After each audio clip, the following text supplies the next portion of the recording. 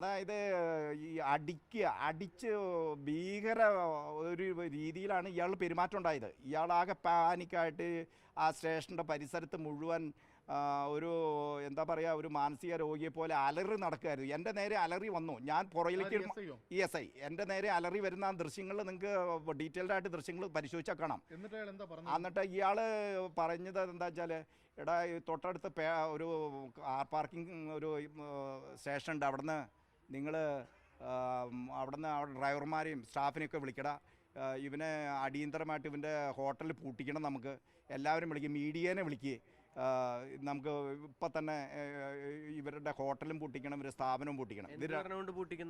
അതായത് നമ്മൾ ഈ പരാതിക്കാരനെ ഞാൻ മർദ്ദിച്ചു, ഞാൻ ഗുണ്ടയാണ്, ഞാൻ കേന്ദ്ര സർക്കാർ കേരള സർക്കാർ സ്ഥാപനങ്ങളിൽ ജോലി തരുന്നൊരു ജീവനക്കാരനായിരുന്നു. ഞാൻ ഡെപ്യൂട്ടി മാനേജറായിട്ട് ജോലി തരുന്ന ആളാണ്, ഇൻസ്ട്രുമെൻറ്റേഷൻ എഞ്ചിനീയറാണ്. അപ്പോൾ ഞാൻ ജോലി രാജിവെച്ച് ബിസിനസ്സിൽ വന്നാണ്. 30 വർഷത്തോളമായിട്ട് ബിസിനസ് നടന്നു, നല്ല രീതിയിൽ ബിസിനസ് നടന്നു. ഇന്നേ വരെ എനിക്കെതിരെ കമ്മീഷണറായിരുന്ന അങ്കിത് അശോകനിൽ നിന്ന് യാതൊരു നീതി അക്കാലത്ത് ഉണ്ടായില്ലെന്ന് മാത്രമല്ല, ഈ SI അയാൾ സംരക്ഷിക്കുക. അങ്കിത് അശോകൻ 19/6/2023 ഞാൻ വിവരാവകാശം വഴി താങ്കൾ ഈ എൻ്റെ ജീവനക്കാരെയും എൻ്റെ മകനെയും ലോക്കപ്പിലാക്കുകയും മർദ്ദിക്കുകയും ചെയ്ത ദൃശ്യങ്ങൾ കണ്ടിട്ടുണ്ടോ എന്ന് ചോദിച്ച് ഞാൻ കൊടുത്ത ചോദ്യത്തിൽ 19/6/2023 മുമ്പിരുന്ന കമ്മീഷണർ ഇത് ഞാൻ നേരിൽ കണ്ടിട്ടുണ്ട് എന്ന് പറഞ്ഞ് എനിക്ക് വിവരാവകാശത്തിൽ മറുപടി തന്നു. അപ്പോൾ 19/6/2000 ഈ ഇൻസിഡൻറ്റ് ഉണ്ടായി കഷ്ടി 2 മാസത്തിനുള്ളിൽ ഈ മർദ്ദന ദൃശ്യങ്ങൾ assistant commissioner of police Ollur mister Suresh കണ്ടിട്ടുണ്ട്. ഈ 19/6/2023 നമ്മുടെ ജില്ലാ മേധാവി ഈ ദൃശ്യങ്ങൾ കണ്ടിട്ടുണ്ട്.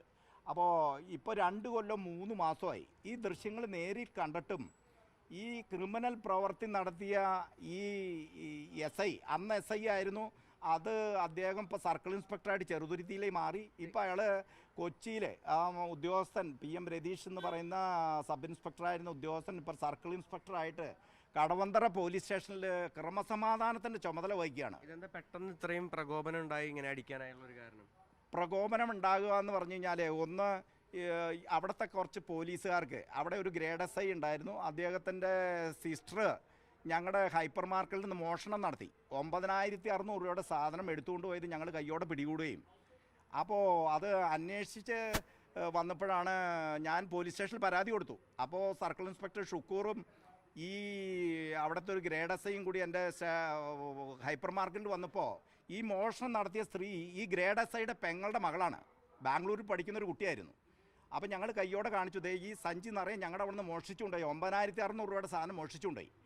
അപ്പോൾ ഈ ഷുക്കൂർ എന്ന് പറയുന്ന അന്നത്തെ PG സർക്കിൾ ഇൻസ്പെക്ടർ ഹൗസപ്പേട്ട, അത് വിട്ടുകള, നമ്മുടെ ഗ്രേഡ് SIയുടെ പെങ്ങളുടെ മകളാണ്, ഹൗസപ്പേട്ടൻ പ്രശ്നം ഉണ്ടാക്കരുത് എന്ന് പറഞ്ഞപ്പോൾ ഞാനൊരു പോലീസ് ഉദ്യോഗസ്ഥൻ റിക്വസ്റ്റ് പ്രകാരം ഞാൻ അതിൽ കേസ് എടുക്കാനൊന്നും പോയില്ല. ഈ രതീഷ് പണം രതീഷിന് കൊടുക്കുന്ന ഈ പരാതിക്കാരനായ മറ്റേ അയാൾ പറഞ്ഞിരുന്നോ?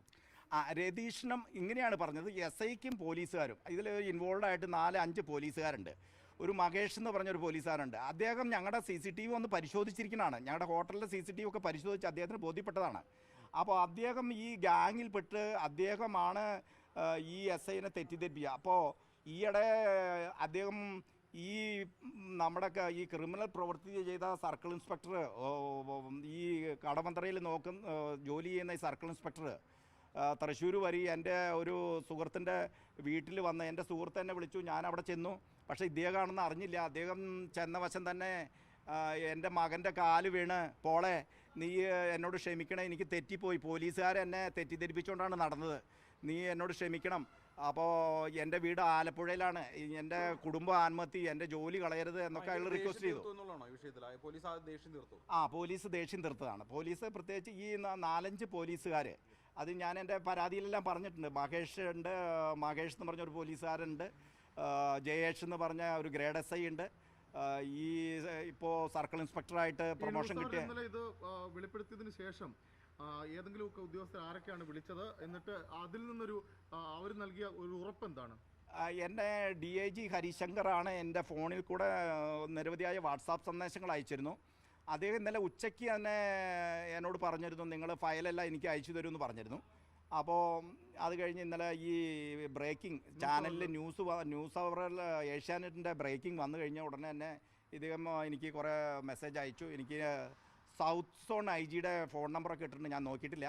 അപ്പോൾ സൗത്ത് സോൺ ഐ ജി ആയിട്ട് നിങ്ങൾ ബന്ധപ്പെടണം. ഫയലുകളെല്ലാം എനിക്ക് അയച്ചു തരിക. ഒരു മെയിലായിട്ട് എനിക്ക് തന്നു കഴിഞ്ഞാൽ ശക്തമായിട്ട് നടപടി ഉണ്ടാവും. നിങ്ങൾക്കെതിരെയുള്ള ഇത് പോലീസ് എൻക്വയറി ഇപ്പോൾ ലാസ്റ്റ് സ്റ്റേജിൽ ട്രിവാൻഡ്രത്താണ് അതിൻ്റെ ഫയലിരിക്കുന്നത്. നിങ്ങളെ ഞാൻ സഹായിക്കാം.